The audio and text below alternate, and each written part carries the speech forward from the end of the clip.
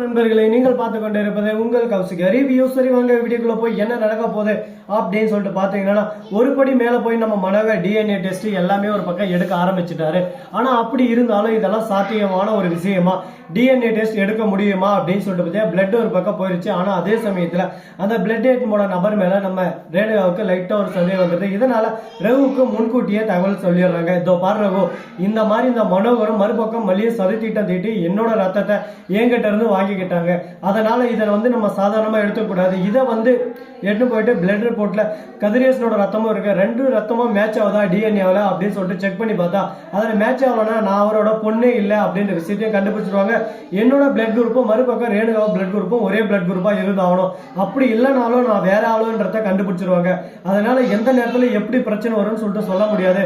அதனால இது யாரு என்னன்றதை நீதான் கொஞ்சம் தீர விசாரிச்சு இதை தட்டி காப்பாற்றணும் அப்படின்னு சொல்லிட்டு சொல்றாங்க. என்ன ரேணுகா, உனக்கு ஒரு பொறுப்புன்றதே இல்லையா? உன்னை யாரு டக்குன்னு கொடுக்க சொல்றது? ஏதான ஒண்ணு மலிப்பு இருக்கானால அப்படின்னு சொல்லிட்டு ரவி கேட்க, நானும் முடிஞ்ச வரைக்கும் என்னென்னமோ பண்ணேன், ஆனா எதுவுமே என் பருப்பு வேகல.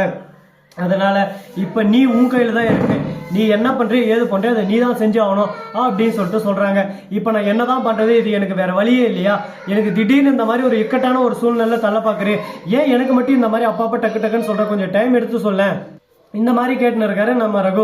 சரி முடிஞ்சிச்சு, ஃபர்ஸ்ட் போயிட்டு இதை எப்படியாவது தடுக்க பாரு அப்படின்னு சொல்லிட்டு சொன்னதா அது யாரு என்னன்னு யோசிக்கிறாரு. இவருக்கு தெரிஞ்ச டாக்டர் தான், அவர்கிட்ட போய் கொடுக்க வேண்டிய காசை கொடுத்துக்க வேண்டிய பணத்தை கொடுத்து சரி செஞ்சிடலாம்னு சொல்லிட்டு பாக்குறாங்க. என்ன பண்றது ஏது பண்றதுன்னு சொல்லிட்டு தெரியாம குழப்பத்துல குழம்பி போயிட்டு, ஐயோ நானா என்னடா என் வாழ்க்கையில இந்த மாதிரி ஒரு சோகம் அப்படின்ற மாதிரி நம்ம கதிரேசன் அதாவது வராரு. பிளட் அப்படியே சும்மா கையில இருந்து உருவி எடுத்துன்னு போறாரு. எடுத்துன்னு போனது என்ன பண்றது ஏது பண்றதுன்னு சொல்லிட்டு தெரியாம குழப்பத்துல குழம்பி போயிட்டு ஒரு பக்கம், என்னடா இது எந்த பக்கம் போனாலும் குத்து மேல குத்து அடி மேல அடின்னு கொடுத்தா நான் என்னத்தடா பண்ணுவேன் என்னத்தான் பண்ணுவேன் அப்படின்னு சொல்லிட்டு தெரியாம ஒரு பக்கம் பயத்திலயும் பதட்டத்திலயும் கூனி குறுகி போயின்னு இருக்காங்க. சரி இந்த மாதிரியான ஒரு பக்கம் போயிட்டு இருந்தாலும் மறுபக்கம் என்ன நடக்குது அப்படின்னு சொல்லிட்டு பாத்தீங்கன்னா, கரெக்டா நம்ம நடுவர் இருக்காரு, அவரு போயிட்டு பிளட் ரிப்போர்ட் எல்லாத்தையும் வாங்குறாங்க. அங்க போய் வாங்கி பார்த்தா என்னதான் நடக்கும் நடக்கட்டுமே அப்படின்ற மாதிரி ஒரு பக்கம் நடந்தது ஒண்ணுங்க, சொல்றது ஒண்ணு. பிளட் டெஸ்ட் மறுபக்கம் டிஎன்ஏ டெஸ்ட் எல்லாமே ஈக்குவலா இருக்கு. கதிரேசனோட பொண்ணுதான் மல்லி ரேணுகா, அதாவது ரேணுகா அப்படின்றத கரெக்டா அவங்க போட்டு காய்ச்சிடுறாங்க. எப்படிடா இது சாத்தியம்? ஏதாவது ஒண்ணு அப்படின்னா தில்லாலங்கடி வேலை நடந்திருக்கும். ஒரு வேலை உண்மையாவே ரேணுகா சுடரிதான் ரேணுகாவா இருப்பாளோ அப்படின்னு சொல்லிட்டு பாத்தீங்கன்னா அதுதாங்க இல்ல. இந்த விஷயத்தை எல்லாமே முன்கூட்டி சொன்னதுனால நம்ம தலைவர் ரகு போயிட்டாங்க. ஐயா 30 லட்சம் கொடுத்து ஒரு பக்கம் கரெக்ட் பண்ணிட்டோம். 30 லட்சம் அது எதுட்டா இவனுக்கு காசு அப்படின்னு சொல்றாங்க. இதுக்கு நம்ம ரேணுகா வச்சு அவங்க மூலயமா ஆதாரத்தெல்லாம் அங்கங்க சொல்லி அது மூலயமா ஆட்டையா போட்ட காசு தாங்க இது. கோடிக்கணக்கில் ஆட்டையா போட்டிருக்கான். இன்னும் பல கோடி ஆட்டிய பண்ணா அதுக்கு ஒரு 30 லட்சம் செலவு பண்ணா ஒன்னும் தப்பு இல்லை அப்படின்னு சொல்லிட்டு செலவு பண்ணிருக்கோம். ஐயா இதுதான் விஷயமா? இப்படியெல்லாம் அதை பண்ணிருக்க? டே உனக்கு வெக்கம் மானம் சூடு சொரணை எதுவுமே இல்லை. இந்த மாதிரி ஒரு குடும்பத்தை அழிச்சு அந்த குடும்பத்துல இருக்கிற சொத்தை பிடிங்கி அது மூலியமா வைத்த வளர்த்துன்னு இருக்கேன். இது எந்த விதத்துல நியாயம் சொல்ல பார்க்கலாம்? இதெல்லாம் தக்குமா? வயிறு நிலைக்குமா? குடும்பம் ஓடுமா அப்படின்னு சொல்லிட்டு நாம ஒரு பக்கம் கேட்க, எல்லாம் எங்களுக்கு தெரியும். இப்ப இருக்கிற சுச்சுவேஷனுக்கு எப்படி முடியுமோ அப்படி வாழ்றது ஒரு டைம், இன்னொரு டைம் நம்ம அதை பேசவே மாட்டாங்க. இருக்கிற டைம் அனுபவிச்சு ஒரு பக்கம் அடிச்சு ஆடணும், அதுதான் என்னோட ஆசை. எனக்கு பிடிச்ச மாதிரி நான் இருக்கேன். உங்களுக்கு அது கஷ்டமா இருந்தா நீங்க உங்களை மாத்திட்டு போயிட்டே இருக்கலாம். அதை விட்டு தேவையில்லாம என்கிட்ட ஐயோ குத்துதே ஐயோ கொடையுதே அப்படின்னு சொல்றதுனால ஒரு பிரயோஜனம் இல்லை அப்படின்ற மாதிரிதான் ஒரு பக்கம் நம்ம ரகுவும் மறுபக்கம் ரேணுகாவும் இருக்காங்க.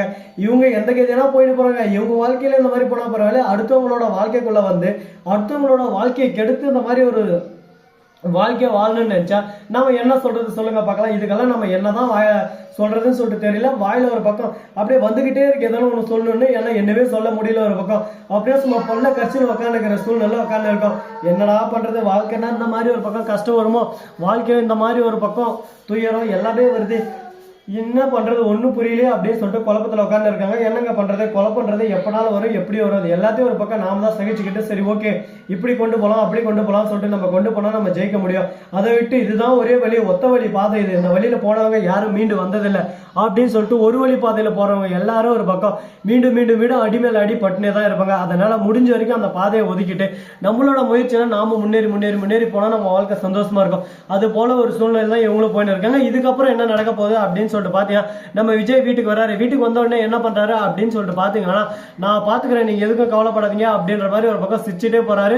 நம்ம ரேணுகாவுக்கு ஒரே டவுட், இந்த விஜய் எப்பவுமே நம்மளை பார்த்து சிரிக்க மாட்டானே, இன்னைக்கு ஏதோ சிரிக்கிறானா இல்லை ஏதோ ஒரு உள்கூத்து இருக்கு, என்னவா இருக்கும், என்ன செஞ்சிருப்பான், எதனா ஆப்பு நமக்கே வச்சுட்டு இருப்பானோ, வச்சுட்டாயா ஆப்பு அப்படின்ற மாதிரி தான் ஒரு பக்கம் இருக்கு. சரி பாப்போம் என்ன பண்ணா ஏது பண்ணான்னு சொல்லிட்டு பொறுத்து வந்து பார்த்தா தெரிய போகுது.